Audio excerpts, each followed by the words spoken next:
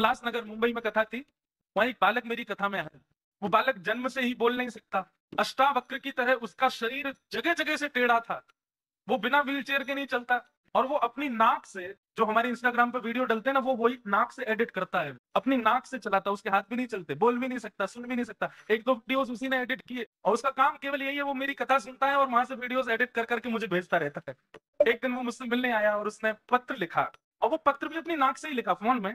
उसने जो बातें लिखी, उसने सब बातें लिखी, सब कहा, बोले महाराज जी मेरे को ठाकुर जी ने ऐसा बनाया, मैंने आपसे सुना कि भाई ठाकुर जी जैसा बना रहे हैं, ठाकुर जी से आई हर वस्तु प्रसाद होती है, मैं अपने तन को भी प्रसाद मानता हूँ और प्रसाद कल्याणकारी होता है, ठाकुर जी ने मुझको ऐसा बनाया।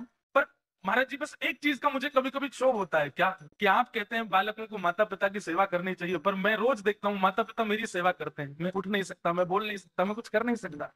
मुझे बहुत कष्ट होता है इस बात का कि मैं अपने माता पिता की इस जन्म में तो सेवा नहीं कर पाऊंगा। ये अपूर्णता ठाकुर जी ने जो मेरे जीवन में दी है, इसके कारण बस थोड़ा क्षोभ रहता है मुझको। बाकी आप कुछ ऐसा बोल दो कि मैं थोड़ा प्रसन्न हो जाऊं। मैंने कहा देखो, सूरदास जी एक बात कहते थे, सूरदास जी कहते थे, सूरदास जी को किसी ने कहा, आप लोग थोड़ा थोड़ा आगे खिसक के आओ भैया, नेक आगे आ जाओ। सूरदास जी को किसी ने कहा कि आप बीच वाली माताएं भी आगे आ जाओ, सब आगे आ जाओ, पहले आगे आ जाओ तभी बोलेंगे, हमने फिर भूल जाऊंगा मैं बहुत जल्दी डिस्ट्रैक्ट हो जाता। क्या कह रहा था, हाँ, सूरदास जी को किसी ने कहा, हे सूरदास जी आपके पास नेत्र तो है नहीं, ठाकुर जी ने आपको जन्मांध बनाया, जन्म से अंधा बनाया, फिर भी उस ठाकुर का इतना यश क्यों गाते हो आप? व्यक्ति तो उसका यश गाता है जो उसकी सहायता करे, पर ठाकुर जी ने आपको जन्मांध बनाया, आप उनका इतना यश क्यों गाते हो? सूरदास जी का उत्तर बड़ा सुंदर।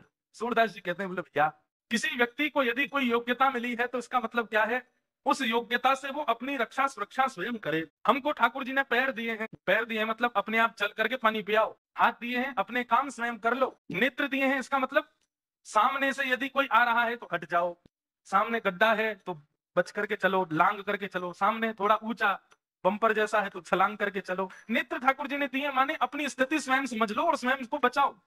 लेकिन ठाकुर जी ने मुझको नेत्र नहीं दिए। नेत्र नहीं दिए इसका मतलब क्या है, चाहे मेरे जीवन में गड्ढे आए, चाहे ऊंचाई आए, चाहे नीचाई आए, चाहे सामने से कोई आए, चाहे कहीं से भी कुछ, मुझे कुछ दिखेगा नहीं। क्यों? ठाकुर जी ने मेरा हाथ पकड़ करके कह रखा है, सूरदास तू तो मेरा भजन कर, तेरी देखवे को काम मैं करूंगा, तू बस मेरा हाथ पकड़ ले, जहां गड्ढा आएगा मैं तो बचाऊंगा, जहां सामने तो कोई आएगा भाई मैं किनारे करूंगा, तू तो केवल मेरा ध्यान कर, तो देखने की जरूरत नहीं।